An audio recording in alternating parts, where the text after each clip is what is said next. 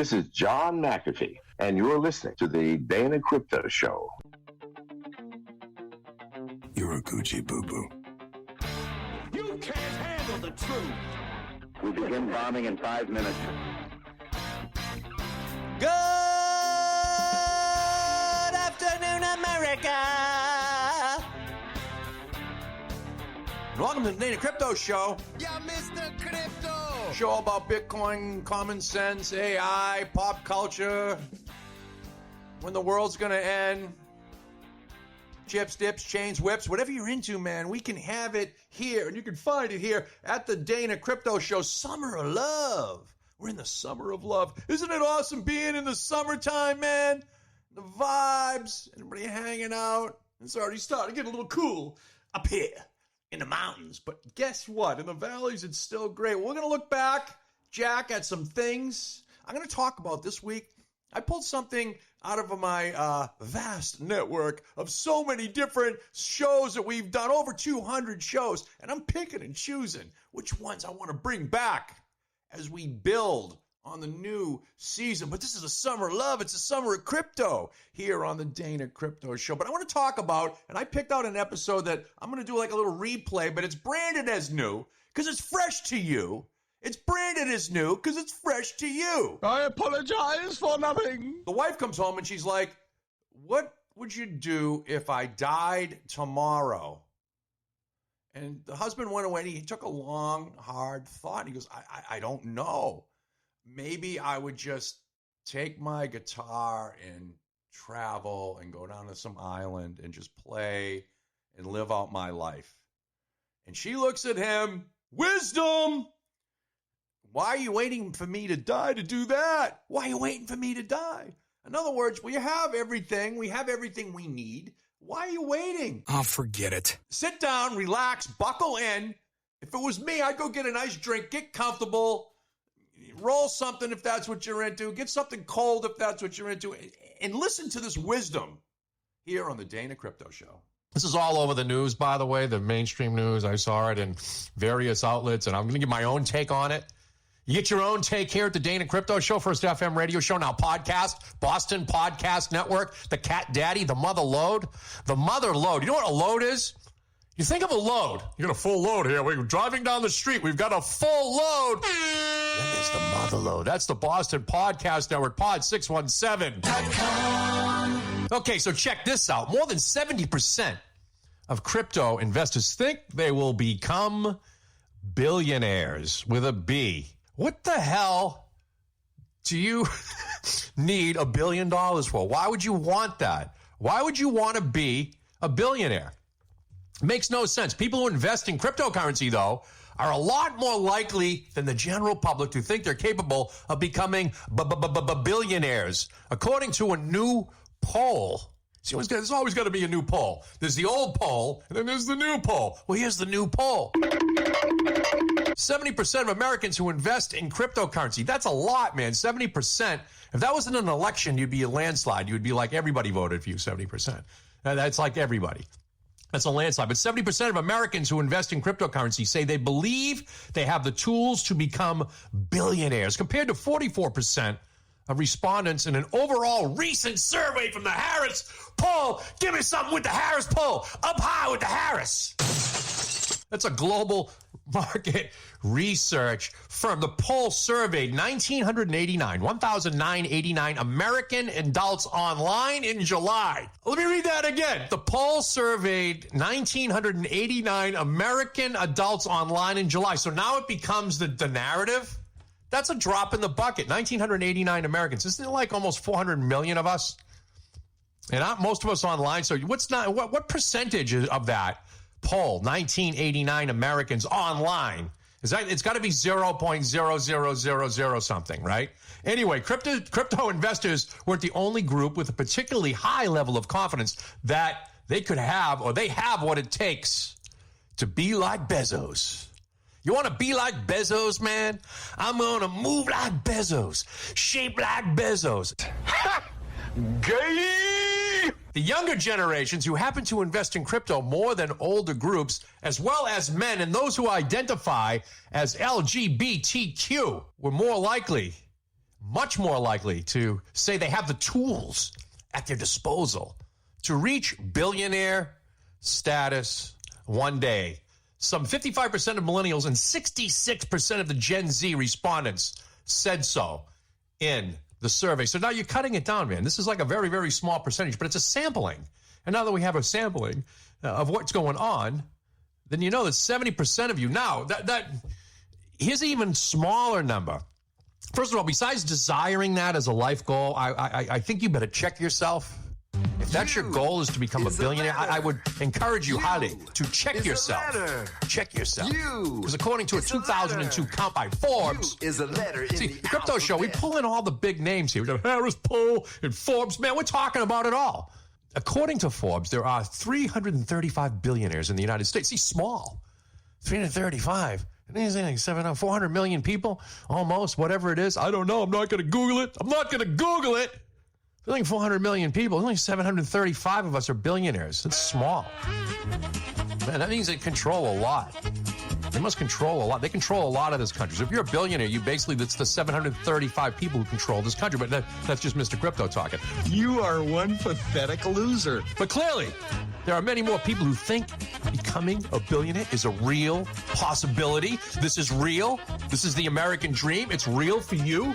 It's a possibility, especially if you're young or involved in crypto investing or both. That's cool. That's crazy. That's hip. Hey! Though some are drawn to the crypto because they believe in the future of finance and they love the concept of decentralized banking. Me too. Another recent survey showed that the main obvious reason driving crypto investors, they simply want to make money. They simply want to make money. Is that all we want to do? I mean, every interaction that you have with another human being, including your family, just think about it. Everybody, your girlfriend, your wife, your wife's girlfriend, your girlfriend. It doesn't matter. It's all money. Your interaction, you go to the store, money. Go out with your friends. Let's go have some beers. Oh, I'll split the tab, money. Dad, can I have $5 for the store? Money. So we want to make more of it. Doesn't make any sense to me. And yes, young investors are more likely to literally buy into the idea that Mr. Crypto has to say. As of August, 20% of Gen Z adults, 23% of millennials say they own Bitcoin. For those of you who's not hip, if you're not hip, you're not into it, Gen Zs, those are the people born in this generation, 2000, the year 2000. In the year 2000, anything beyond that. Millennials were born from like 89 or 90. Everybody has a little FOMO going on in the crypto world. You got FOMO, fear of missing out. Seems it drives a lot of investors to put money in crypto, as does the surge to take chances with the hopes of getting rich quick. Crazy. This is why the market goes up and down. You put $1,000 in and it ain't $1 million. You're not a millionaire in a month, and then you I thought this crypto thing, it's a scam. You don't understand it, okay? But getting to the point here, why? Let's circle back around. Let's take a full circle. Let's do a 180 and come back to where we came from. Why the hell do you need $1 billion? What do you need this for? What are you going to do? If I had it, I would solve world hunger. No, you don't need that. So there's another commodity much more valuable than Bitcoin. That's a good bridge. Stocks are a good bridge to let your money work for you. That's what cryptocurrency is about, is letting your money work for you instead of putting it in the bank and having them take fees and then have it being devalued because we have deflation. It costs a lot more to buy things now. But how about this couple? It's something I picked up in CNBC. Give you the shout out to my friends at CNBC Travel. See, they got the travel version of CNBC. You thought it was going to be the crypto or the business one. We are not rich. A couple share one money tip that lets them travel full time on land and on sea. And this article caught the attention of Mr. Crypto. What if I die tomorrow? What would you do for the rest of your life? That's what Malaysian Samantha Khoo, I think I said it, Khoo, asked her Singaporean husband, Renee Sullivan, in 2017 when he came home late from a long day at the office. It was working all day. It was really sudden and took me some time before I answered her. He told the CNBC via video from Malaysia. I said, well, If that happens, then I'll just take my guitar and I'll travel the world. Why don't you do that? And then she replied, this is gold, what I'm giving you right here. And this is gold. This woman understands it. Everybody wants to be married to this chick when I tell you what her reply was. Why are you waiting for me to die for you to do this? Oh, I love her already. Mr. Crypto in love. It's cheaper to keep her. Here we are chasing these goals. Pay your debts off. Get your house in order. Do your business. We did it all. We're at this point where we're still like, when is ever it all enough? When is it ever all enough? I don't understand people who you need $10 million. I don't even understand why you need $5 million. Anything below that, well, I can understand it. You know, there's a couple of homes, you got kids you want to take care of or whatever, but honestly, how much can you eat? I mean, how much do you need? You know, you figure it out. I can eat this. I'm going to take a trip every month, the 12 months out of the year, and I'm going to stay high end at the Four Seasons or wherever. And I'm going to come back to my other houses, or I'm going to buy a couple or three houses. I mean, if you add that all together, you don't need $1 billion. You can do that for a couple $1 million if your money's working for you. This is a couple now. They're in their late 40s. They're running their businesses on their own back then. We just had a change of perspective. Money can no longer be our currency because it's never going to be enough. When is it enough? When is that cup full? When is it full? When is it overflowing when you say, I have enough and I'm content? Time became our currency. How do we spend our time doing what we want? Genius. Time became their currency. That's what they valued, was their time. Crazy. How they got it started. Man, let's just dive into this with both feet. For duty and humanity. The first thing the duo did was sell most of their possessions, including their businesses in real estate, because you're not paying for your staff, you're not paying your rent, you're not paying for property, you're not paying for your credit cards. Does not compute. They have since become small-time investors, he said. Sullivan and Koo have been married for 22 years, and the most important thing that enabled them to travel full-time was being debt-free. There was no chains. There was no ball and chain. They were debt-free. How much have I banged you over the head on this one? Get out of debt. Credit cards are evil. They're not your friend. They hook you. They'll get you on a student loan, and you'll have to pay that thing forever. I'm not saying I'm for or against forgiveness. We're not having that conversation right now. We're not having that. But geez, Luis, man, no debt, okay? Get out of debt. We are not rich, Koo insisted. It's very important to be debt-free. For example, for properties that we bought, we made sure that they were paid off within 5 years. See, they own property. Maybe it's generating a little do-re-mi. But you got to figure out how to pay them off. And cryptocurrency, for most of you listening to me, the Dana Crypto Show, the first FM radio show, now podcast in America on this stuff, you buy it and you hold it. Let your money work for you. The couple bought an ex-military van for $3,600 and they converted it into a camper van. For 3 years, they traveled Malaysia and conquered the whole of Thailand. The best part of our van life for both of us is the freedom of not having to pre-book air tickets or trains, buses, or hotels. We just come and go when we like. Then they get into the boat life. They discovered the boat life. Isn't this your dream? Isn't this what you want to be doing instead of listening to me? Oh, you could be listening to me on your boat. I hope you are listening to me on your boat. I love my boat people, the legal ones and the illegal ones. You come on over, man. We need some help. In 2019, they started planning a 6-month road trip to the UK, which would then have them through China, Mongolia, Russia, and Europe. They were ready to go, and then, of course, the 19 pandemic hit, the COVID-19 hit. Got to get that thing out of the way, so they put their plans on hold. Earlier this year, many countries reopened their borders to travelers, and the couple were preparing to leave. And then the war broke out between Russia and UK. Nothing said that it was a good time to do land travel. So what do? You can't travel by land? You got to travel by sea. And the story just goes on and on and on about how these guys figured it out. They figured it out, man. Wow. What an incredible time. What an incredible journey. Well, we're going to take a quick break. And when I get back, I'm going to talk to you about something else. There's some people coming on the scene now, became newly single. We're going to talk about that. Mr. Crypto may be interested. Hey, baby! You looking hot tonight? And we'll get some other fun things to happen up. And you sit right there. I'll be right back. You're listening to the Dana Crypto Show, Bitcoin and common Common Sense. They'll be right back. Oh, God. Oh. Jameson, what is that bloody trash talk you have on the radio? Sir, that is the infamous Dana Crypto's radio show. And by the way, sir, I will be leaving your employ at the end of the week.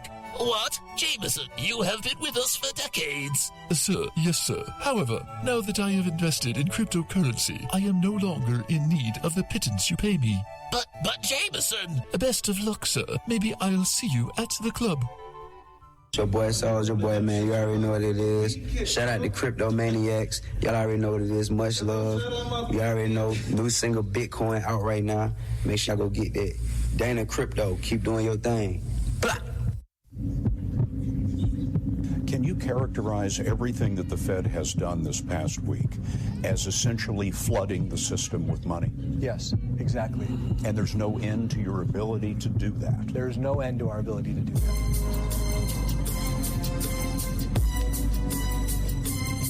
You want to tell me what this is all about? As I walk through the valley of the shadow of death, I take a look at my account and realize there's nothing left. Cause bankers been printing and inflating so long that even my mama knows that my savings gone. But I ain't ever crossed a man that didn't deserve it. Banks treating them like punks, you know that's unheard of. You better watch out which currency you're holding, or you and your money might be lying to chalk. I really hate this shit, but I got no hope. As they prayed, I see my secrets going up in smoke. Fool, I'm the kind of normie no savers wanna be like on my knees in the night, saying prayers in the street light. Been spending most our lives living in a bankster's paradise. Been spending most our lives living in a bankster's paradise. Crypto news. That's right, crypto news. We give you the beat on the street. You get the stuff that's hot. We give you the gossip with the massa. We give you the ghostus with the Moses. Whatever that means, man. A lot of things happening. Thanks for listening to the Dana Crypto Show. First FM radio show, now podcasts everywhere. You know where it is. You know the game. You know the dig. Thanks and shout out to Renegade Investor for that song, Bankster's Paradise, a Bitcoin song. Yeah, that song, originally done as Gangster's Paradise by Coolio, who just passed away like the last couple of days. Unbelievable how the timing on this stuff happens at the Dana Crypto Show, man. It must be the first FM radio show in America on Bitcoin and blockchain technology. And R.I.P. Coolio. If you're into old school rap, I like some rap. I like the old school rap. You know, I actually just heard Walk This Way, the Aerosmith one, when Aerosmith was basically in the gutter. They had broken up, and they went with Run DMC 1985. They did a remake of that song, but I digress on that. Let's see what's happening here in the crypto news. Well, here's an interesting story. And it's got to do with money, but it doesn't really have to do with anything that the show has. But it's also Bitcoin and common sense. That's the tagline, man. Get used to the tagline. Billionaire philanthropist MacKenzie Scott is getting divorced from her second husband. She was married to Jeff Bezos. Okay. MacKenzie Scott has filed for divorce from her second husband, Dan Jewett. The news comes after Jewett was quietly removed from her online posts about her charitable giving. Scott, who's worth $27.8 billion, married Jewett in 2021 after divorcing Amazon founder Jeff Bezos. Now, why, Mr. Crypto, are you talking about this? Why are you talking about this? This reason. It's common sense. Now, this chick, let me just break this down. Oh, by the way, MacKenzie Scott, I'd date you. Mr. Crypto would go out with you. You know why? Because I know you wouldn't be after my money. That's the first thing. Second thing is you're kind of cute, you know? Kind of hot there. Denied. Looking at it as I see it from my vantage point, which is a computer screen, MacKenzie Scott and her second husband, Dan Jewett, they're getting divorced. He was a philanthropist, or she's a philanthropist, and the ex-wife, as you know, of Amazon founder Jeff Bezos. She filed a petition for divorce Monday in King County Superior Court in Washington State. Scott and Jewett, a former science teacher, have been married since early 2021. One eternity later. That ain't long. This is only 2022. And you don't just decide to get divorced one day. There's a build-up to that. So, man, that was quick. Now, I wonder what the prenup looked like on that. I mean, do you even have one? There must be some sort of a stipulation like, here, I'll take care of you for the rest of your life. Here's a couple $1 million. That's all you really need or whatever. But here's the bigger question for MacKenzie Scott and people like her. What the hell are you thinking? Why would you have all the money in the world. You're giving, as most people in your situation are, giving it away. Warren Buffett, MacKenzie Scott, Jeff Bezos. Not Elon yet, but he'll get there. They're going to just give it away because you can't take it with you, okay? But why the frig would you get married again? Here's my take on this. When you're MacKenzie Scott, here's my take. You were married, didn't work out, very sad. A lot of people have been through that situation, okay? But to me, that would be like, going into and getting in a really bad car accident. That's your first divorce. It's like a really bad car accident, man. You get banged up. You almost die. You got broken bones. You come up, but then you bandage you together, and then you come back. It always comes back. You come back perfect, maybe even better, newer, stronger, faster than before after your divorce. This is for you people who are going through this right now. Trust me. It gets better. It gets a lot better. You know why divorce costs so much? Because it's worth it. Because it's worth it in some instances. So anyway, so you get this, and now you're back, and you go through maybe 5 years or 10 years of pain, MacKenzie Scott and everybody else who's in this situation, and then voluntarily you get remarried. That's like jumping in front of a bus. You're cured from the disease. You're cured from the first one. It takes all that time, and then you're just plunged right back in. You can have your cake and eat it too. You don't need to get married. All that does is it's got nothing to do with love. It legally binds you. That's all it does. It's a legal document. That's all it is. It has nothing to do with the love between two people. Every instance is different. You do what you got to do for you. But MacKenzie Scott, I got to call you out. And if you're ever up in the New England area, you check out Dana at Dana Crypto, at Real Dana Crypto. You send me a tweet. We'll hook up. Okay, I'll even buy dinner, because that would be a big gesture, wouldn't it, for somebody like that? Anyway, get a lot of ideas, and we're going to break it down to the basics right now as to what is Bitcoin. What is it, man? What is this stuff you come on and talk about every week, Mr. Crypto? What are you thinking, Lincoln? Take out your false teeth, mama. I want to suck on your gum. This is going to explain what it is, how easy it is, and how to think of it. Here we go. Ready? Go. As an easy start, think of Bitcoin as numbers stored on the internet. As more and more people started to trade Bitcoin, it gradually became more recognized as a medium of exchange. Bitcoin has been referred to as the currency of the internet. I've referred to it as magic internet money. Bitcoin, it was conceived in 2008 when someone under the name or some person or thing or group of people named Satoshi Nakamoto, identity still a mystery, published a paper. It was called Bitcoin, a peer-to-peer electronic cash system. The title of the paper captures the two features of Bitcoin. First, it's peer-to-peer. Bitcoin allows direct P2P payments without third-party intermediaries such as banks or payment processors. This is the major reason why Bitcoin is commonly regarded as highly decentralized currency. Second, electronic cash. This is right on the white paper, man. This is how it was designed. There have been many past attempts to develop electronic cash, but what makes Bitcoin stand out, it's its clever use of existing technologies like cryptography and distributed systems to make it a highly secure and efficient form of payment. All that good stuff. Man, so how does it work, Mr. Crypto? How does it work? It uses something called blockchain technology.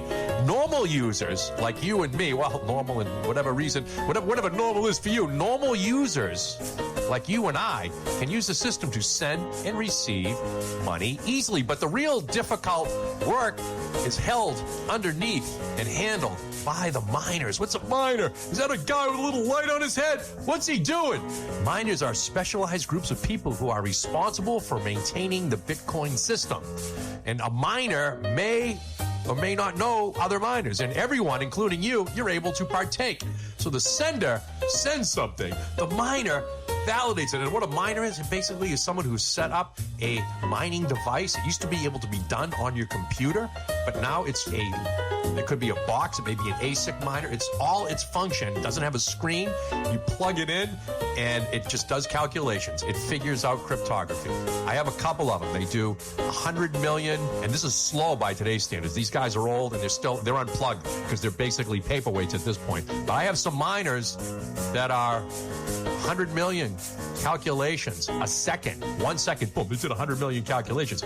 Miners need to run computers with a whole lot of processing power to store data, handle and broadcast transactions, and solve a complex mathematical puzzle. That's called proof of work, to which is known as a consensus. When you send a new transaction to the Bitcoin network, miners will pick up your transaction and do all the complicated work under the hood. You may wonder why miners would volunteer to maintain these decentralized networks. Well, there's a reason. There's a reason! They're not doing it for free. Miners are incentivized to do so by receiving mining rewards and transaction fees. Of course, they're paid in Bitcoin. That's enough for you to understand it. If you rewind the tape, if you go back and listen to what I just said, that explains it. It's basically the miners are the bank, and they're getting paid for doing the transaction. And no one can screw with the transaction. You can't screw with it. It's got to go to many, many, many different points, sometimes 7,000 or 8,000 different points. That's the genius behind it. And it basically is a number, and there's a couple of digits missing, numbers and letters, and it has to figure out. If doing 100 million calculations a second, there's only so many combinations, and that's why humans can't interfere. Anyway, we'll take it all back like that, and we'll pick up where we left off next week. You can always come into the Dana Crypto Show, hang out, listen to me. You can find me. Just Google it. You'll know where to find me, man. You found me here, so why am I even saying that? Because here at the Dana Crypto Show, we believe in a few basic principles. We believe in a level playing field. We believe that everyone should have equal access and opportunity to all things that make us healthier and wealthier as a nation. We believe that talent is distributed equally, but opportunity, well, it's not. The business world is changing. The revolution is here. And hopefully by becoming a fan of the Dana Crypto Show, you too can get in on the game. My name is Dana. Yeah, Mr. Crypto. Find me at Real Dana Crypto, social media, Facebook, all those places. Always remember, mutants, freaks, and crypto files. I am your king.